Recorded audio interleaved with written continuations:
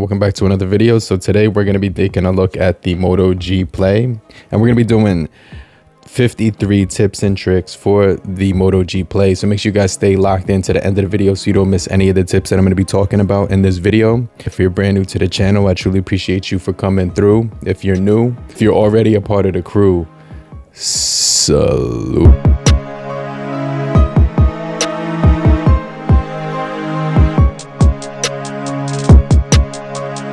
All right, so I wanted to start off with some of the input on the keyboard with this device. But what you want to do is go into settings, and then you want to go into system, and then you want to go into languages and input, and then you want to go onto on-screen keyboard where it says keyboards, and then click Gboard. And then you want to click preferences, which is the one right here, the second option. And then you're going to see that we do actually have the ability right here down below to control the sensitivity. And I turned it to high when I'm on the keyboard, flick input sensitivity. I think it's at mid-low or normal at first, but if you turn it to high, hit that on, and then the key long press input. If you put it at default, it's going to be at 300 milliseconds, but I put it up to 13.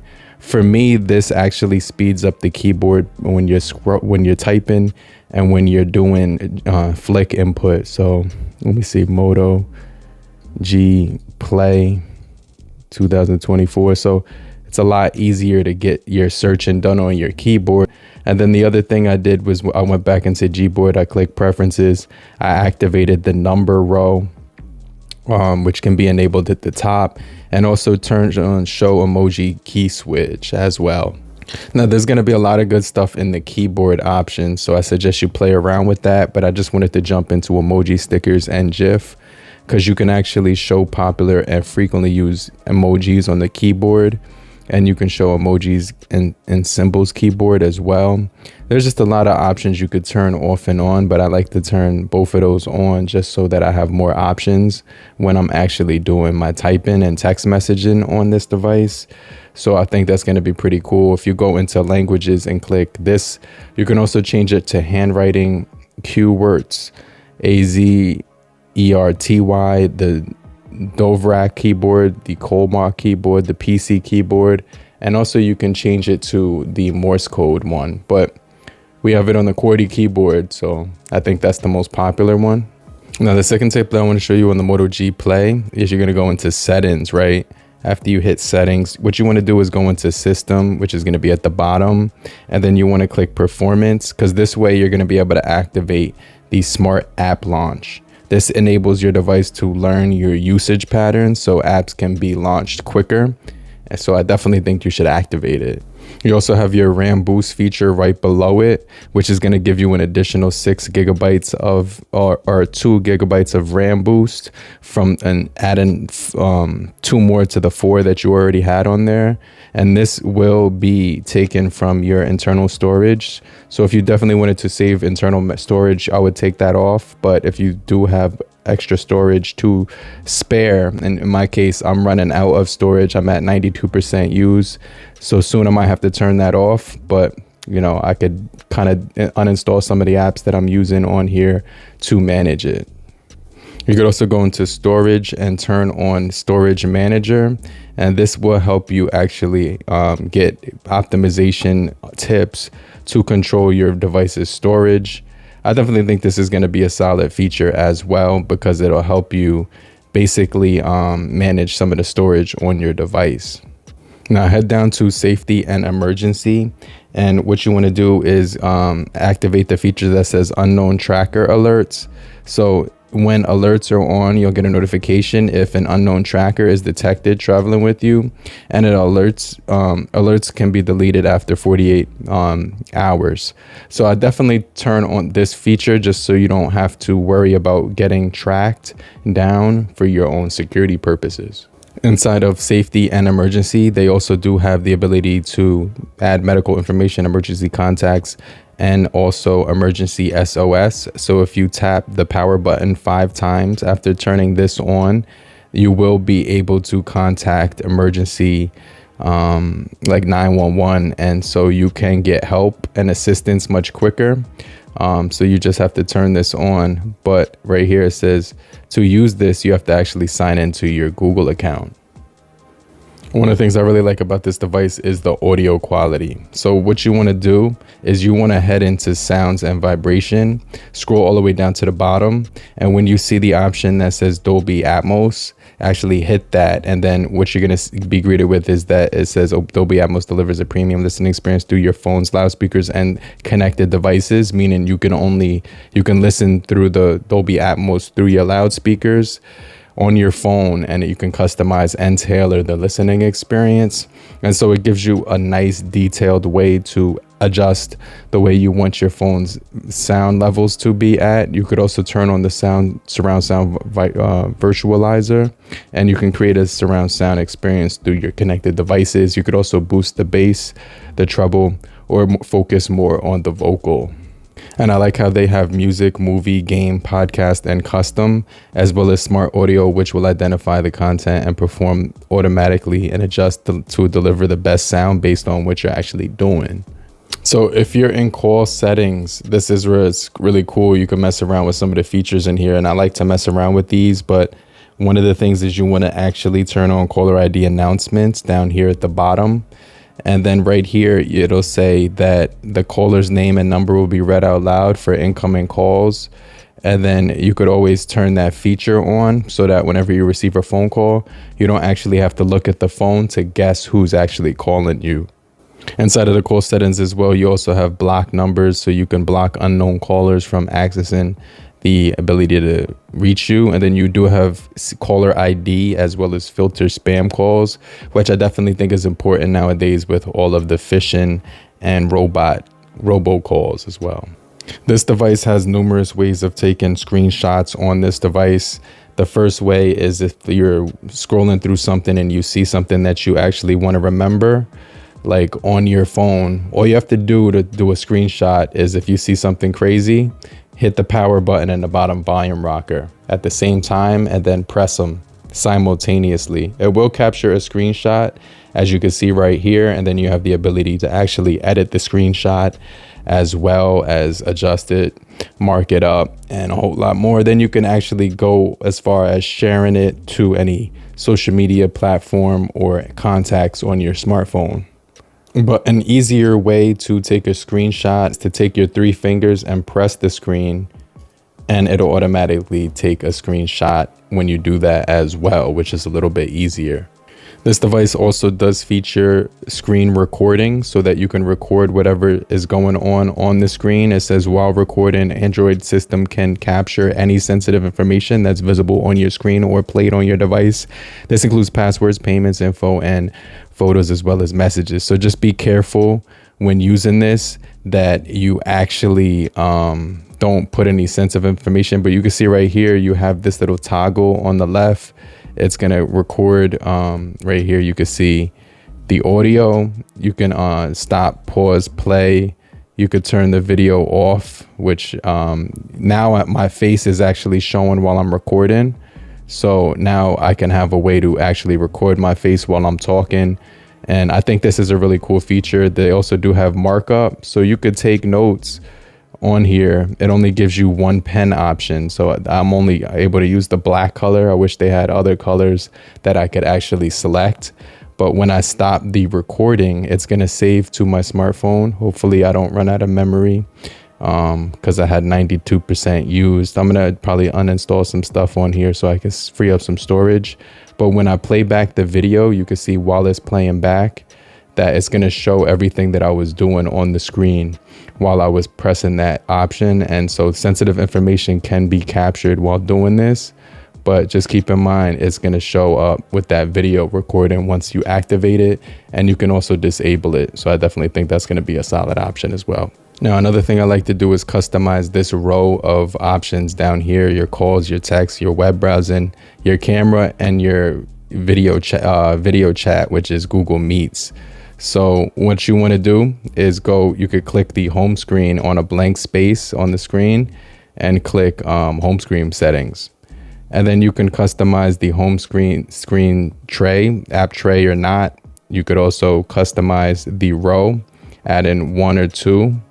and the app label, and then it also gives you the ability to rotate the screen on the home screen, as well as switch access to your Google feed, so you could turn that off and not have anything, so you won't have the Google feed there on the left side of the screen anymore. And so you get 5 options here, but you can also long press on these options, and to remove them you could just drag up, put this here, and now you'll have 4. Put something else down there if you want, but you have full access to customize this row of options down here. If you want to add it back, you have to kind of squeeze it in between 2 apps and wait for the animation to show up, and then you can actually place it anywhere you want. Now, if you want to create folders, this is really easy. All you have to do is long press on an application, and you can see nothing actually happens. So go into the app tray, click the 3 dots right here at the top, and you can create a folder just by clicking that option. And then what you want to do is click on any apps that you want to group together, like my shopping apps right here, for instance. I will add in a folder and hit done. And now those 2 options that I clicked are right here, and you can name the folder now. So I'm going to name this shopping because it has like Amazon and AliExpress. And then you have the ability to just create as many folders as you want inside of your app tray. So I definitely think that's pretty cool. But if you just wanted to group them on your home screen, you could just drag one over the other. I have my movies up here, or just drag that right inside the folder. And so it's going to show you that you do have the YouTube inside of the movies the Netflix inside of the movies and shows application folder. Every now and then you might not want to download an app, but you do want to stay up to date with certain information. So you can click on the Chrome web browser and go to your web page. And if you want to get back to what you were browsing very fast from your home screen, just click the 3 dots and then just find add to home screen right here. And then it'll create a home screen app that you can use to access that web page right away. So you don't have to figure out, you don't have to bookmark it. You could just basically add it to your home screen so you can get to it much faster. Now, if you're still here, just type down in the comment section, I'm still here. So I know you're still kicking it with me, but I just want to remind you to hit the like button so we can get this video out to more people and help beat the YouTube algorithm. Okay. All right. So one of my favorite things about this device is the gestures. So you can see I can get to my flashlight and a lot of other things that I can do. So one of the gestures is system gestures, where you can change it to buttons or swipe gestures. I recommend using swipe gestures because it just makes it easier to use in one hand. You also do have one-handed mode where you can pull down to reach, or you can show notifications as well. So let me just show you that. You swipe down and it shrinks the display so you can access the bottom half easier in one hand. Then you get this swipe to split screen option that I do have turned on. So if I'm inside of a app like Facebook or something like that, I could do a quick swipe across there and access my second app to access split screen a lot quicker than it would be to swipe up, click the app, and then access the split screen. So that's another really nice feature to have. You also get the 3-finger screenshot I just showed you, the double tap to get to your camera. You can turn the power button into a digital assistant, but I like keeping it as a power button. The fast flashlight, which I just showed you, lift to wake, which makes it easier to unlock the device when you're using facial recognition. Pick up to silence, so when you pick up a phone call, it's going to stop ringing automatically. And then flip to D&D. When you turn this on and you put your phone flat on the face, it's going to turn off all your notifications, and when you lift it back up, it's going to turn back on. They do have some more gestures down at the bottom, which I think are really cool. One of them is going to be tap your screen to turn off. And so like, it's not right here. You can see I just went through all of them, and obviously it's not here. So I'm going to show you how to get to the tap to turn off the display. So what you want to do is go to home and lock screen settings, click that option. You can see if you go to home style, where you get your same row that you got when you long pressed it on the home screen. Lock screen will give you the ability to put your phone to sleep with the tap of a finger. So you can see we get all of our lock screen features right here. You could use gestures, tapping the display to wake it up. Moving the phone will actually wake it up, which I like to keep those on. This is really cool because you can jump to your lock screen by double tapping. Double tap jumps to lock screen, but if you move the phone sideways to wake the display, you could just turn it to double tap and then you can wake the display. You could put to sleep right here by double tapping. So now the screen will turn off. And so those two features, I definitely think you should turn on, those double tap to wake and double tap to lock as well. You could also add text to your lock screen. So if you want to put your name or your phone, like your secondary number, so someone could reach you, you can do that as well. But some cool features here, like safe reply, for the lock screen. And another thing is that if you want to turn off the glance thing, because whenever you actually lock the display and turn it back on, this like ad pops up right here, and a lot of people don't like ads on their phone. So you could just turn off enable glance on the lock screen, and so when you lock the display and turn it back on, you're not going to get that stupid like feed that shows up every time. So that you won't have that spam appearing on your display anymore, just all your Moto gestures, your Moto notifications. Another thing that I noticed that I was able to access on this phone is the Google Gemini, which is another new assistant from Google, which is supposed to be more intuitive and more like using the AI technology. So when I swiped up to get to my Google Assistant, I noticed it appeared right here, and it just said, do you want to choose Gemini? And I chose it. So now if I swipe up, it's going to start listening to what you're saying immediately. So just make sure you're not talking unless you really are trying to say something. But for instance, if I take a picture of something, like I want to take a picture of something, so I can ask Gemini what it is. So let me get this guy right here, and I'll probably do another one. So let me see, like go to the camera. You can take a picture of it.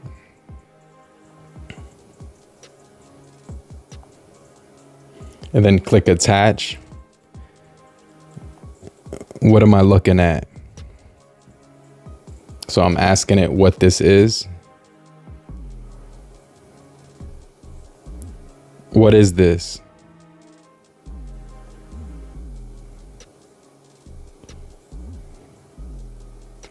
So I said a lot up here, so it's probably going to get confused about what I just did. But let's see what the AI results come back when I wait for them to load up.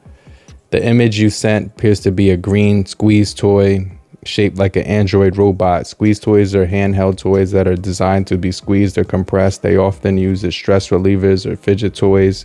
Squeeze toys can be made from a variety of materials. So this is crazy. And you could even listen to it speak to you. The image you sent appears to show a green squeeze toy shaped like an Android robot. Squeeze toys are handheld toys that are designed to be squeezed. So, like, that's a really cool feature. If you're uncertain about what something is, you could always ask Gemini, and it's going to basically read back to you what it actually thinks. And it's very accurate in detail when it does it. So I find that AI technology to be very helpful. Another feature that I actually use on here when, using the display at nighttime is in accessibility. And this helps. It's also in the navigation bar, but I just wanted to show you where it actually is on the phone if you did want to go directly there. But this in accessibility, and it's going to ask you if you want to add extra dim, minimize your phone's brightness. Now this helps me at nighttime because my eyes get super sensitive in the morning and at night. So if you go to accessibility and put the extra dim feature on right here, you'll always be able to access it up top right here as well. So that's actually where it's located, but there is a quick shortcut for it right here that you can turn off. So I use that when I'm actually scrolling on my phone before I go to sleep, so that my eyes aren't getting like those lasers, it feels like, because it's so bright when you're looking at the phone right before you go to bed. Now, if you're sick and tired of receiving the same notification over and over again, all you have to do is go into notifications in your settings and then click app settings for notifications. And then you can kind of tailor, like right here, I turned off the Spotify ones right there, but I could turn it back on. You can click in here and just turn off the feature that the notification that keeps coming up. So for each one, it's going to be different. If I go to messages, it gives me the ability to turn off certain people, spam, protection. You could turn off other notifications, additional in the Amazon app. If you go into notification information, it'll tell you what you can and cannot turn off. The Bible app is going to give you the ability to customize your notifications on every app, which is going to be helpful if you are getting annoyed when receiving notifications. Now, going back into sound and vibration, one of the things I wanted to show you on this device is the fact that we do have the ability to use multiple volume. So if you go into sound and notifications, let me show you what I'm talking about. You have to actually scroll down to the bottom to see multi-volume, control the individual volume of multiple apps at once.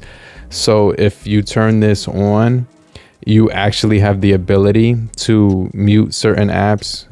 You automatically mute apps based on usage patterns, and the multi-volume lets you control individual app volumes, and it can also control automatically mute apps that you always manually mute. Now, this phone has plenty of customization features. You want to start and personalize right here. You're going to be able to customize right here your home screen display right here. When you click this, you're going to be able to change your wallpaper for your home screen and your lock screen. For the curated images, click here and you're going to get on-device wallpaper, cityscapes, life, textures, landscapes, art, earth, solid colors, geometric shapes, and seascapes. Or you can customize your own and you can add the dark theme on there. You do also have the ability to change your theme right here of the phone. So you have default Moto, Seaway, Honey, Merlot as well. You can change the font of your phone from four different options: slab, square, Android, or default. And you also could change the icon shapes. So you get 4 different shapes: the rectangle, or the square, the squircle, the circle, the oval, and the teardrop. And then you also do have the ability to change the display size and display text, create high contrast text, which makes, or bold the text. If you are hard of seeing, you can make it a little bit more bolder. You also do have layouts where you can actually change and customize the screen layout. So you can, if you wanted 5 apps here, you can add 5 there, or 5x6 or 4x7, and so on and so forth.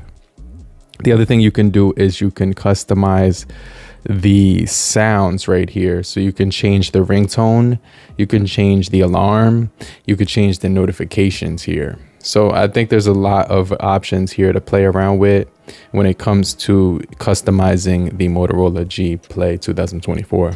Now, inside of the recent apps menu, which is activated by swiping up and holding for a second, you are going to notice we have these 2 icons down at the bottom. One seems to be like, it is a lock. So you can lock apps, and it says 3 locked apps cannot be cleared. So if you lock an app, it won't be able to clear when you clear out your rest of your apps. So if I click this button, so some of the apps will stay. So you see I do have 2 apps there because I locked them. So those are automatically gonna stay regardless of if I clear the apps in the most recent menu. So we're like a little bit halfway through the video because I'm on my 25th or so tip. Maybe not, actually I'm on my like 35th tip, but make sure you take a break, grab something to drink, maybe grab a snack and then come back. But I didn't want you guys to sit through the whole video without actually doing an intermission. So, you know what I'm saying, this just for your mental health or whatever. So definitely grab a bite or something and I'll get right back with you. Now, another useful feature is in the Motorola folder. So they have a bunch of options here. We already talked about Dolby Atmos, which is one of the main things. You also do have another feature that I want to talk about, which is the Moto Secure right here. This is a security feature in the Moto, which has phishing detection, secure folder, auto lock, which will automatically lock your phone when you lock your phone automatically when outside of a trusted places, or when it's disconnected from the trusted devices. So what that's going to do is add to the overall security of your device. So you also do have network protection, lock screen security, as well as pin scramble. Pin scramble will make it harder for people to use your detect what you're typing, because all the buttons are scrambled. So even if they do see the pattern of that, what your password you would type in, they won't know the combination, because you can scramble the keys every single time, and it's going to be a different scramble every time. It's going to be different, so they'll never be able to guess actually the pattern that you're typing. You also do have your privacy dashboard right here, which shows you what apps were being used by the location, microphone, and camera. Privacy controls, which you can turn off the microphone, the camera, the keyboard access, the show passwords option as well. And then privacy controls, that's that. And then you do also have your security and privacy, which shows you your phone's overall security. And you can see ThinkShield is enabled, which is trusted and secured, and data privacy and everything that matters to you. This is important because it enhances protection at every level from the factory to the phone. So if you mess around with a lot of these features, you won't have to worry about security, because Motorola has a very thorough way of protecting their devices. You also do have this secure folder, which I definitely want to recommend that you activate, because if you're the type of person who has secret files or pictures or photos or anything of that sort, you can hit this plus sign and you can add apps and files like music, anything that you want inside of this folder. And so you could add apps as well, and everything is going to be stored in here, and it's going to be password protected. Now, if you have a big household, another thing that you can activate is the Moto family space. Now, if family space is improved, it collects reports or whatever. You could click no thanks for the reports or whatever, but you click this button and then you can create a space, add the person's name here, put the apps that you want to be in that space. That way they only have access to the apps that you have selected, and then you can hand them the phone and then they could just do their thing. But you could only add the apps that you want them to mess around with, making it very easy for you to hand this off to a kid. Now, the Moto Games folder does help you organize games. It also does reduce notifications. However, there's like no gaming optimization from here. All you're getting is the ability to organize and store your games here, which makes it very nice. If you actually want to launch the games from here, they'll all be in one place. And so I definitely think this is going to be a cool feature. If you're the type of person who does game every now and then, and you just want a place to put all of your games so that they're all in a common area. And so that's going to be the main use when it comes to using the games app on here, is that, you know, it's going to definitely be a very nice place to store all your most active use games and stuff like that.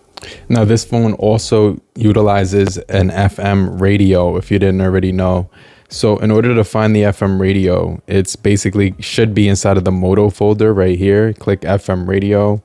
And one of the things, you can actually use the loudspeaker right here. And when it's playing, it can detect different radio stations. However, I noticed that the signal is going to be a lot stronger when you have a headphone jack or a Bluetooth device connected to it, because a lot of the stations that I was trying to actually use on here didn't actually connect to it. In this social media age, it is important to kind of detach from everything that's going on around you. So Motorola has a new feature inside of their phone, which is called Motorola Unplugged. So all you have to do is go into the Moto folder, go find Moto Unplugged right here in the middle bottom corner. And it says, find your balance by disconnecting from digital distractions, quiet the noise, create a focused space by limiting apps and interruptions, and change the scenery. Choose how you want your screen to look during Moto Unplugged, and then start your session. So it's pretty straightforward. It's just going to basically allow you to customize the way you want it to look uniquely, and you can start a session at any time you want, and you can disconnect it anytime you want, and you can also customize it allowed apps will be here, and it's going to limit you from distractions. You can manage the alerts, calendars, and messages, as well as phone calls that you want to come in. So if you only wanted certain people to call you, then you can actually have that, or messaging, and vice and so on and so forth. So I definitely think this is going to be pretty cool if you definitely wanted to just to kind of focus in and lock in on whatever you were trying to do.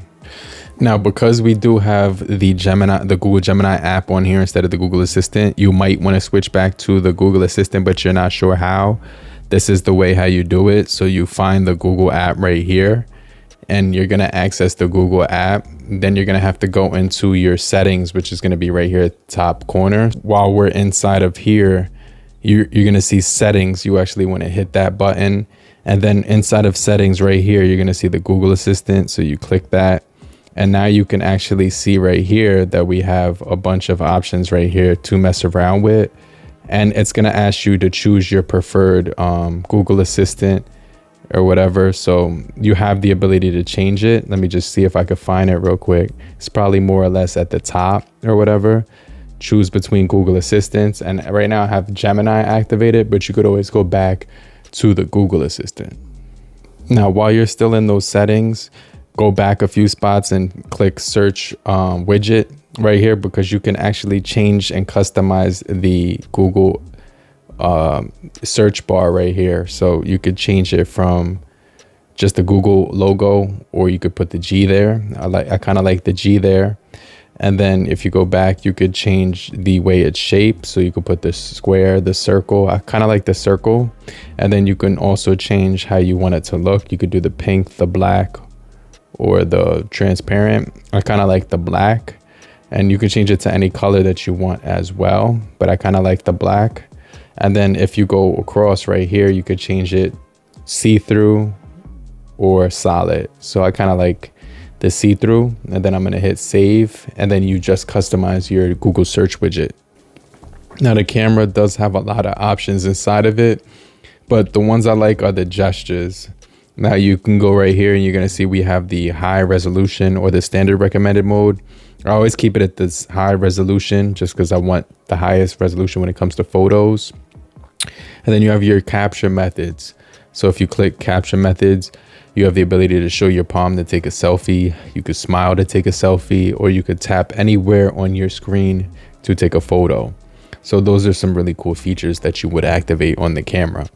And so another feature that I think is helpful is if you go into the display inside of settings on this device, and you go inside of display, after you click display right here, you're going to go down and you're going to go to refresh rate.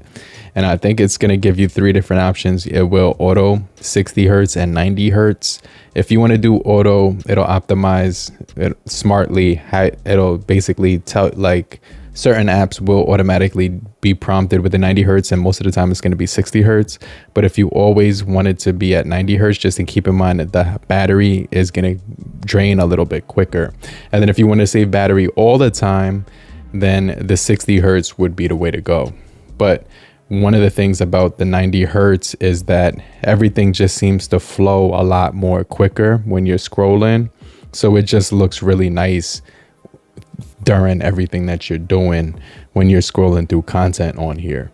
Now, sometimes older apps, when you're using them, they cut off the bottom and the top border. So there is an option to force full screen on here by going into display and clicking full screen apps. And then what you will have to do is go into the app that's not displaying the full screen for you, and you could just activate that right there, and it's going to automatically fit to the screen depending on what you're using. Now I noticed Pluto TV and Tubi sometimes does that. Like, I think it was Tubi that was doing that, I'm not sure, but let's just open up Tubi or Pluto TV or whatever. I think it's Tubi. And then when I open up Tubi and I'll go to watch a movie, it should fill both the whole entire screen now. So if I choose like any movie on here, City of Vultures 4, it should just fill to the screen, and it is doing that now. So it is filling to the corners of the screen, and it's taking up the full screen, and that's actually pretty cool. So that's actually how you would clean up the screen, making it being able to reach from corner to corner. Now, another thing you can do on here is activate the Wi-Fi call-in by going into networks. You could click here, but you will actually have to enter your information, like your home address and, you know, like a phone number or something like that. And then when you save that or whatever, actually the phone number is not necessary, but the apartment number is not even necessary, but they need your city and they need your street and they also need your state and your zip. And then once you hit verify address, you can actually use the Wi-Fi call-in feature.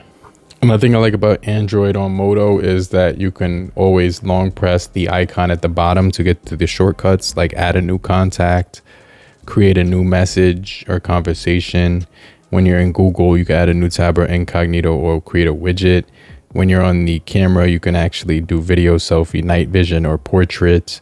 And I just think those are really good shortcuts. So whenever you're using an app like Spotify as well, you can always get to your playlists and searching and even widgets. So it just makes it a lot easier to get to certain things a lot quicker. So hopefully that did help. These are the 53 tips and tricks for the Moto G Play 2024. Hopefully you guys did find this video helpful. But if you did, make sure you hit the like button and show your support and appreciation by leaving a comment as well. And just type down below, I'm still here, so I know you're still kicking it with me. I just remind you to hit the like button and I'll get right back with you. I'll check you guys later. Peace. Later, crew.